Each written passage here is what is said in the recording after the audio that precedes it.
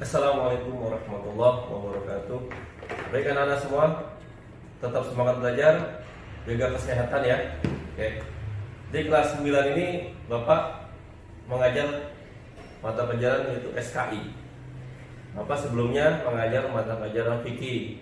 Namun sekarang pertemuan selanjutnya ini Bapak mengajar itu pelajaran SKI atau sejarah kemudian Islam. Dan di bab pertama untuk kelas 9 itu pelajaran tentang sejarah Islam Nusantara, atau singkatnya bisa dikatakan sejarah Islam masuk ke Indonesia ya. Sejarah Islam masuk ke Indonesia. Nah, ada beberapa faktor ya, cara-cara Islam masuk ke Indonesia ya.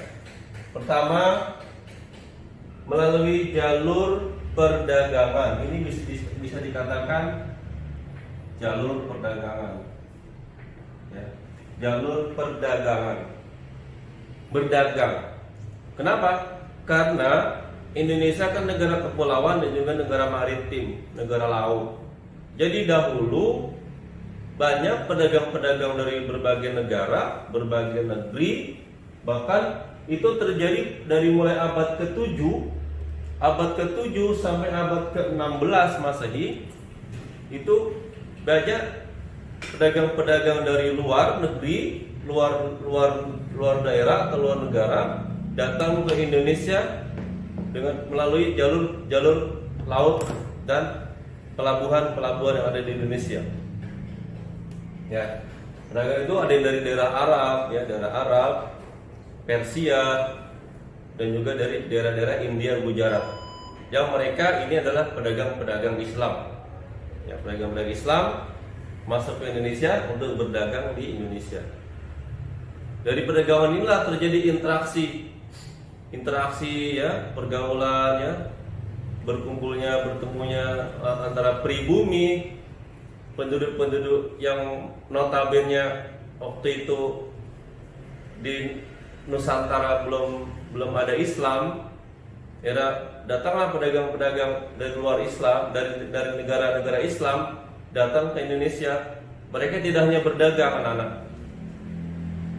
Mereka tidak hanya berdagang di Indonesia atau di Nusantara ini. Mereka itu sambil menyebarkan agama Islam. Hingga banyaklah pribumi atau orang-orang Indonesia yang waktu itu belum Islam, mereka ikut memeluk agama Islam. Ini abad ke-7 sampai abad ke-16 oleh pedagang-pedagang dari Arab, Persia, India, atau Gujarat. Nah, lalu apa lagi? Jalur kedua, jalur perkawinan.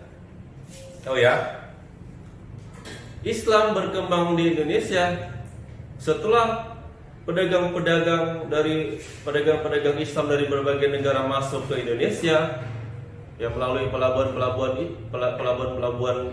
Nusantara terjadilah interaksi yang lebih luas.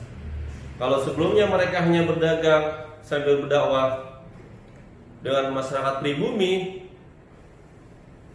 fase kedua atau jalur kedua adalah melalui perkawinan. Jadi semakin banyak pendatang dari negara-negara lain yang beragama Islam ya, bergaul, berinteraksi dengan pribumi, orang-orang asli Indonesia dengan pribumi, maka dari situlah terjadilah perkawinan ya. Karena semakin banyak pedagang-pedagang Arab, pedagang-pedagang Persia yang notabene beragama Islam, ya semakin banyak di Nusantara. Mereka mengenal dengan wanita-wanita pribumi yang memang waktu itu wanita-wanita di Nusantara ini belum mengenal Islam, bahkan belum beragama Islam.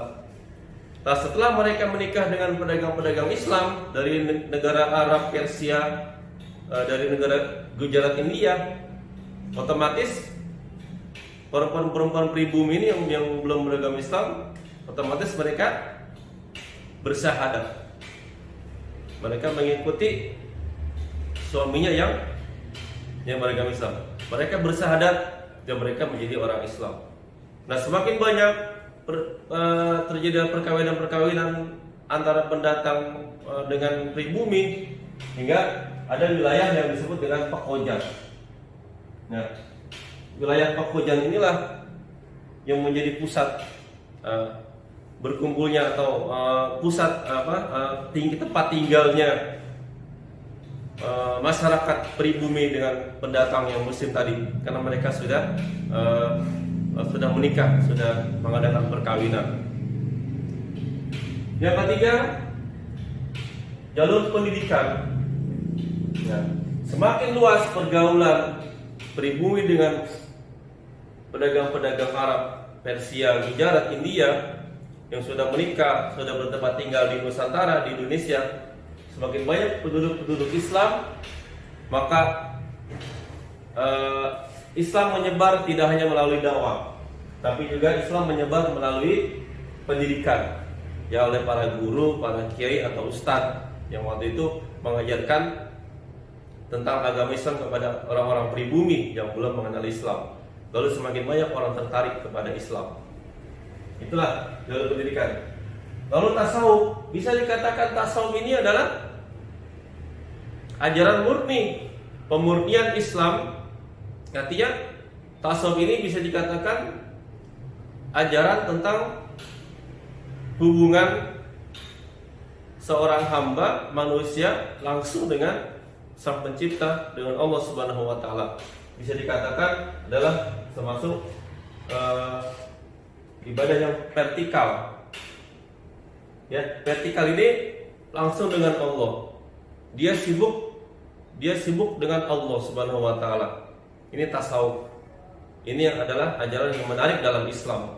Ya, karena dia hanya bagaimana hubungan dia dengan Allah semakin bagus, semakin mantap. Itu ajaran, itu hanya ada dalam Islam.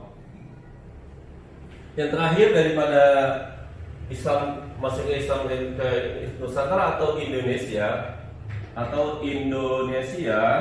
ya, adalah jalur kesenian. Ya, kita telah mengetahui banyak anak-anak, ya, banyak peninggalan Islam sampai sekarang di Indonesia, banyak sekali, baik itu sifatnya bangunan, ya, kesenian, ya, lagu-lagu, syair-syair, itu banyak. Contohnya kita lihat banyak masjid-masjid yang megah, yang indah. Itu adalah hasil daripada kebudayaan Islam yang masuk ke Indonesia. Ya, Islam masuk dari wilayah Arab, wilayah Persia, India. Mereka membawa arsitek-arsitek bangunan yang bagus. Lalu mereka membangun masjid di Indonesia ini dengan masjid yang bagus-bagus. Ada di daerah dari Aceh, Sumatera, ya, ke Jawa, itu banyak sekali. Ya, dari Aceh sampai ke Jawa Barat, Jawa Tengah, Jawa Timur. Di Jawa Barat mungkin ada namanya Masjid daerah Cirebon. Di Jawa Tengah ada Masjid Demak, Kudus, daerah Kudus. Belum lagi daerah Surabaya, itu daerah Ampel.